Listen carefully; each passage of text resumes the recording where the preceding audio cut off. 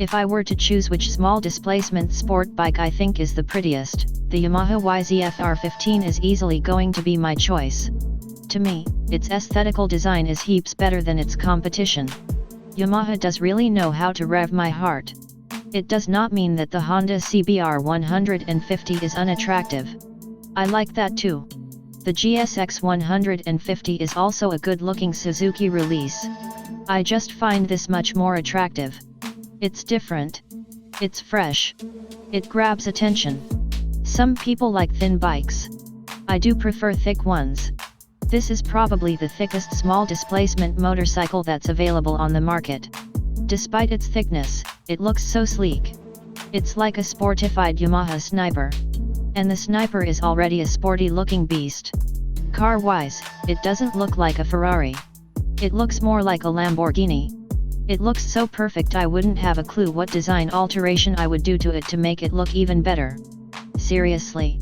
And since this is obviously considered a premium motorcycle in the small displacement sport category, the 164,000 peso price tag shouldn't shock you. It's expensive. Is it worth it? Its design alone plus the venerated reputation of the manufacturer seems to be enough. Let's take a quick browse at the specs of this beautiful beast.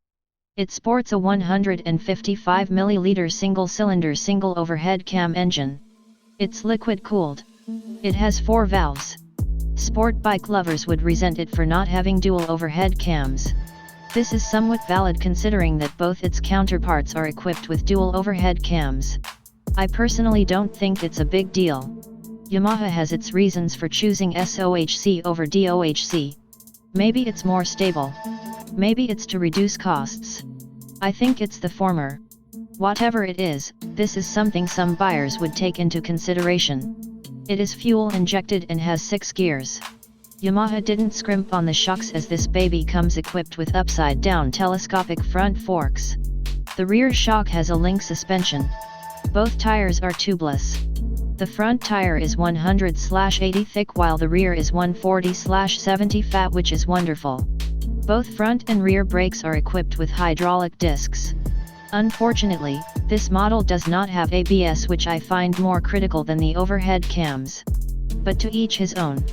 If ABS is important to you, you might want to consider the Honda CBR-150 Repsol model, which has ABS equipped on its front brakes. It's only 1,000 pesos more expensive than this. Both head and tail lights are already LEDs, so that's good. It has an 11-liter fuel capacity, which would make long rides more convenient. Seat height is taller than typical scooters at 815 mm, so you might want to sit on the bike to see if it would be a problem. I'm not sure whether the bike could be lowered with its stock parts. It has a digital panel which looks really durable. It has an assist and slipper clutch, which to my understanding does help in preventing the locking of the rear wheel during rough gear changes.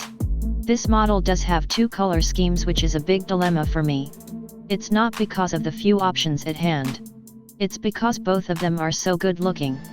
If you get the racing blue colorway, your rims get that beautiful blue paint scheme too. If you choose the black Raven option, the clean looking matte paint scheme will make you happy. Either way, they're both supreme. Might as well flip a coin if you have trouble choosing. To sum it up, this bike is designed to be a top-of-the-line choice in the small displacement market. The thickness of its body makes you more visible to traffic. It's fat yet sexy. Lack of ABS is the only downside I personally see. Overall, if you've got the money, consider this bike.